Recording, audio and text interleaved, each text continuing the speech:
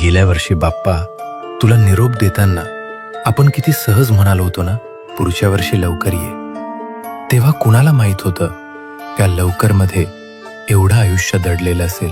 काही चेहरे कायमचे बदलले, काही नाती नकळत दूर गेली, काही स्वप्न अजूनही तशीच अर्धवट पडून आहेत. आणि आम्ही रोजच्या धावपळीत जगणं निभावत राहिलो.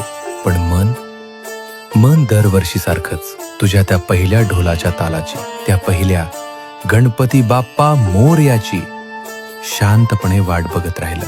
कारण तू फक्त रूप घेऊन येत नाहीस बाप्पा, तू घरात पुन्हा आवाज आणतोस, रिकाम्या भिंतींना माणसं आणतोस, विखुरलेल्या कुटुंबाला एकाच आरतीसमोर उभं करतोस, रस्त्यावरच्या अनोळखी माणसालाही क्षणभर आपलंसं करून जातोस, धर्मभेद विसरवून त्यांना एकत्र आणतोस.